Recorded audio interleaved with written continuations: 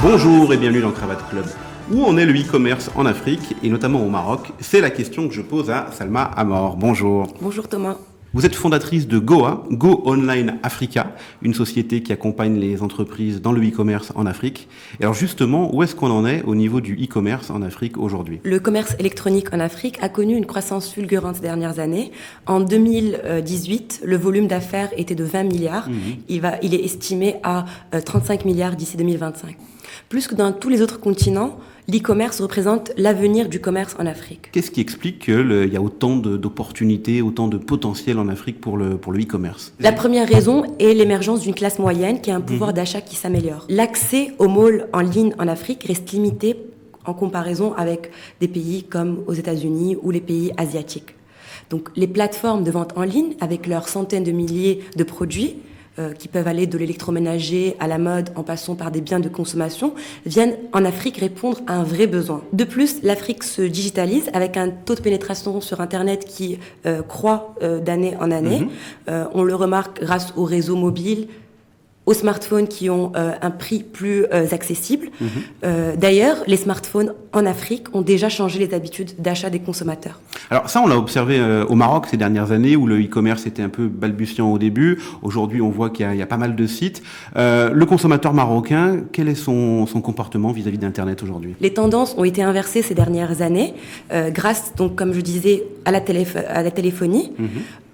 Si, il y a quelques années, le consommateur marocain attendait d'aller au bureau pour acheter en ligne ou dans les cybercafés, aujourd'hui, l'acte d'achat se fait via le téléphone portable. Alors j'imagine qu'on dispose de données aujourd'hui. Quel est le profil du consommateur marocain en ligne? Le consommateur marocain n'est pas uniquement urbain, il est aussi rural parce que 30% des commandes sont passées depuis des zones assez isolées au Maroc. Ça d'une part. D'autre part, le consommateur marocain est très jeune. Donc 65% des consommateurs ont entre 18 et 34 ans. Il y a deux types de consommateurs. Il y a le consommateur qui a un grand pouvoir d'achat, qui est très occupé et qui cherche la commodité dans l'achat en ligne. Et il y a le consommateur donc les étudiants, les mamans, ont du temps pour aller chercher dans les commerces de proximité, dans les supermarchés, et cherchent donc la compétitivité des prix. Alors il y a beaucoup d'opportunités, on s'en rend compte. Qu'est-ce qui coince encore pour que le e-commerce franchisse un nouveau palier au Maroc? Je pense que le plus gros point bloquant est la confiance. Aujourd'hui, avec tous les problèmes de cybercriminalité en Afrique, le fait que les plateformes sont encore très jeunes sur le continent, le consommateur africain reste méfiant vis-à-vis de cette plateforme en ligne. Et il y a aussi la bancarisation avec en moyenne des gens qui sont 20% bancarisés en Afrique. Il y a un autre problème que vous n'avez pas évoqué, c'est quand même la logistique. Il y a quelques années, quand on passait commande sur certains sites de e-commerce, on avait toujours l'inquiétude de ne pas être livré. Où est-ce qu'on en est aujourd'hui? Est-ce que les opérateurs ont trouvé un moyen pour pallier cela? En effet, il y a des problèmes de logistique et de transport. Le problème de logistique, il est posé à cause du problème d'adressage. C'est difficile pour un livreur parfois de livrer dans des zones rurales le client à cause des adresses qui sont pas très précises. Et le problème de transport se pose parce que, en effet, dans des zones reculées, que ce soit dans les montagnes ou dans des campagnes, il est difficile de trouver parfois des sociétés de transport de ce qu'on appelle le dernier kilomètre pour livrer le consommateur final. Alors malgré tout, il y a eu beaucoup de progrès. Quelles solutions ont pu être trouvées par les acteurs justement pour régler ce problème de paiement, de confiance, de livraison? Où est-ce qu'on en est aujourd'hui? Pour gagner la confiance des consommateurs africains, Jumia, qui est le Amazon d'Afrique, a vraiment adapté son business model aux problématiques africaines en proposant un système de paiement à la livraison. Donc le client paye en un clic et il attend d'être livré avant de payer la marchandise, donc en cash. Et aussi, pour résoudre le problème d'adressage, pouvoir avoir la possibilité d'aller récupérer la marchandise dans un point relais. Enfin, les problèmes de transport ont été résolus en créant leur propre flotte de livreurs en interne qui vient résoudre ce problème du dernier kilomètre. Alors vous venez de parler de Jumia, le Amazon africain, comme vous l'avez dit. Il s'agit d'une marketplace, c'est un cas particulier. Est-ce que vous pouvez nous expliquer comment ça fonctionne ?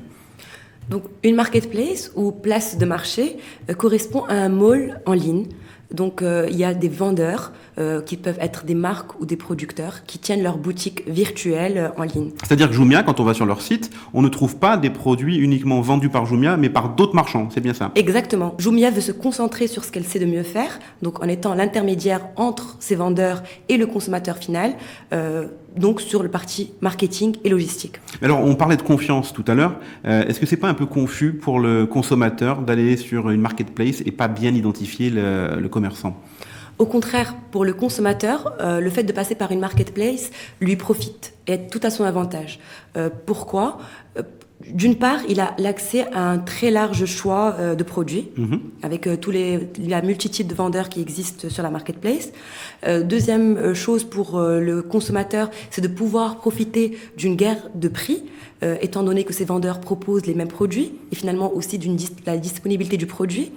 Et enfin, et c'est quelque chose qui est très fondamental pour les e-commerçants et pour les marketplaces, le consommateur profite d'une meilleure expérience client. Mais alors dans ce cas-là, qu'est-ce qui garantit au consommateur que tout va bien se passer, étant donné qu'il ne connaît pas bien finalement le vendeur qui se cache, entre guillemets, derrière la marketplace? Les marketplaces ont mis en place un système de notation du vendeur et de revue des produits qui permettent et qui obligent finalement les vendeurs de garantir la meilleure expérience client aux consommateurs. Et alors concrètement, qu'est-ce que ça offre comme opportunité pour une entreprise qui n'est pas encore sur le commerce électronique? Le commerce en ligne correspond à un nouveau canal de vente qu'il faut explorer, car il vient en complément aux canaux de vente classiques qui sont les distributions physiques. C'est-à-dire les boutiques, etc. Exactement.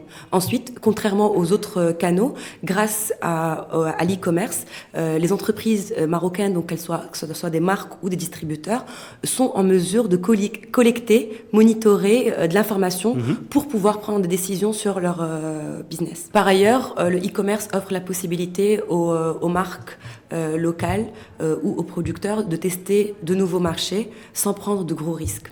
Quand vous dites pas prendre de gros risques, c'est que en fait une entreprise qui veut se lancer sur Internet pour vendre, elle n'est pas obligée de créer son propre site de e-commerce et tout ce qui est nécessaire autour en termes de livraison, etc. Avec les marketplaces, finalement, il y a un certain confort. Exactement. Donc, elle vient se plugger à un écosystème déjà existant pour pouvoir, sans prendre beaucoup de risques en termes de stock ou d'allocation de ressources en interne, pour pouvoir essayer un nouveau marché qui soit local ou international. Alors pour autant, toutes les entreprises ne sont pas familières de cet environnement. Et vous, avec Goa, ce que vous proposez finalement, c'est d'être intermédiaire entre les marketplaces et les entreprises. Exactement. Donc, je suis partie d'un constat qu'aujourd'hui, en Afrique, il manquait des compétences en e-commerce, que les marques hésitaient donc pour recruter des ressources en interne pour gérer ce nouveau canal de vente. Donc, Goa est une solution finalement full service à destination des marques, qu'elles soient locales, internationales ou des producteurs, pour leur permettre de vendre à succès sur toutes les marketplaces. Pour terminer, finalement, est-ce qu'on peut dire que ces marketplaces qui sont maintenant très présentes en Afrique sont une excellente opportunité d'exporter à moindre risque pour une entreprise au Maroc? Tout à fait. En fait, pour une entreprise, sans avoir à se déplacer sur un nouveau pays, il est possible de tester le marché avec très peu de stock avant de s'aventurer sur un plus gros business. Il y a des entreprises marocaines qu'on peut citer, par exemple, qui vont explorer ces nouveaux marchés uniquement via des marketplaces? Oui, par exemple, nous avons un producteur en literie qui souhaite explorer de nouveaux marchés comme les plus gros, donc le Nigeria, l'Égypte et la Côte d'Ivoire. Uniquement via les marketplaces? Uniquement via les marketplaces. Merci beaucoup Salma Amor pour toutes ces précisions sur le e-commerce. Je rappelle que vous êtes cofondatrice de Goa, Go Online Africa, une entreprise qui accompagne les marques vers le e-commerce en Afrique. On voit qu'il y a énormément d'opportunités, notamment pour les entreprises marocaines, vers tout le continent. Et c'est un sujet qu'on abordera à nouveau dans Cravate Club. À très bientôt.